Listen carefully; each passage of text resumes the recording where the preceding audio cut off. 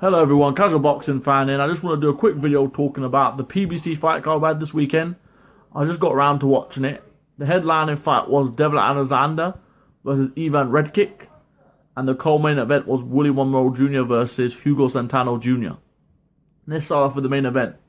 It was a really good fight, to be honest. There's a lot of exchanges and there was a great knockout at the end. Both men wanted it, both men were willing to trade leather. It surprised me how faded Alexander was. I'm used to him being a lot more slicker, been a lot more on his feet.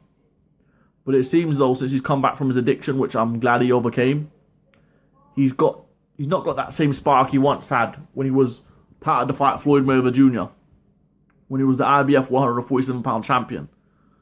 It's sad to see, but it just goes to see how much this sport can take out of you. You know, the fight started off with Alexander, trying to establish the jab. Both men were southpaws, him and Redkach. Both men trying to establish the jab. Redkach looking to go to the body, Alexander looking to go to the head. And, you've seen what Redkach was trying to do from very early on. He was looking to get over the top with his left hand to try and hurt Alexander over the top. But Alexander, for most of it, was getting the better of it. Besides here and there where he got hit over the top with the left hand. Besides from that, he was throwing good combinations. He was countering quite well. He was doing really good work. And then in the sixth round, he got caught with an uppercut. And then got caught, I think, slightly on the head with the left hand. And that was it. At the end of the fight there, because he never recovered. He would be knocked down 3 times. And Redkach would win it. Huge upset.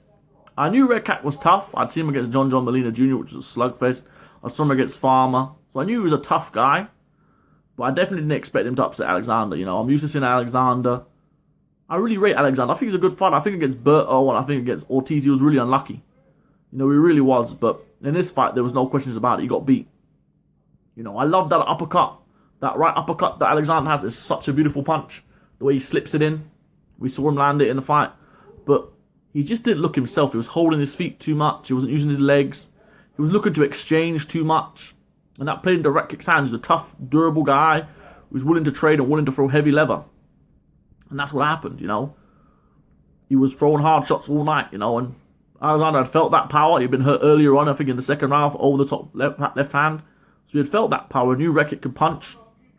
But still, he was willing to trade. He was willing to exchange and stay there and hold his ground, which I thought was a bad idea. I expected him to use his legs a bit more, utilize his jab, look to pull back and counter. But he did counter a few times, but not as much as I thought he would. He didn't make Redkach reach as much. Redkach was quite smart. He tried to use that jab to the body, realizing what Alexander would try and make him do. So he was trying to set up that over the top right left hand. So it was good. It was a good fight, very entertaining. I don't think Redkach will go on to do big things in the welterweight division. I don't think it at all. I feel that this was a fight to see if Alexander still had it, and it's clear he don't. Maybe retirement is blooming for him. I don't know if he can still do a job at the top level like he probably wants to. Obviously, I don't see Redkach challenging Crawford or Spence. Maybe putting him in there for the Ugas next. Maybe that'll be a good fight for Ugas coming back after his defeat to Sean Porter. He was in a close fight. Maybe we see how that fight goes. And the co-main event was Willie Monroe Jr. versus Hugo Centeno, which was a dull affair in all honesty. Not as much fireworks as not as much fireworks as in the main event. And this was just a typical Willie Monroe performance, wasn't it? He uses jabs, he circles around the ring, comes in, smothers his opponent. Centeno Jr. never really pushed the fight, besides from a few in the middle rounds. He never really made Willie Monroe work. Willie Monroe kind of had an easy night, in all honesty. I don't think the fight was that close. I felt that Centeno Jr. waited too much at times, didn't utilize his jab enough. He let Monroe establish his rhythm and slow the fight down to his pace. We know how you beat Monroe. You put the pressure on him. You don't let him have any rests. You don't let him have any breaks. You don't let him establish a flow. You just keep that pressure on him. We've seen Gigi do it. We saw Billy Joe done it. And, Willie Monroe, he's a guy that will, if you keep that sort of pressure on him, he will fade. He will give in and he will tire and he will just not want to be there. But Centeno Jr. obviously didn't have the skills to do that. Centeno Jr. himself is obviously not a top-level fighter. He's been stopped by Charlo. He's been stopped by Selecki. So he himself was a guy that I didn't think would cause Willie Monroe Jr. any troubles, because Willie Monroe Jr. is a good fighter for the level he's at, which is just below that top level. He is not an elite level fighter, but he's not a bad fighter. He's kind of just a good fighter where if you put him in there with a mid-level guy, he'll beat him easily. You know, that's just the way he is. He's a good enough boxer and he's slick enough to come out on top a lot of the time. And that's what he did here. He used his jab. He was obviously a southpaw, a slick southpaw. Used his jab, circled, fought when he had to fight. Tried to land that backhand when he had to.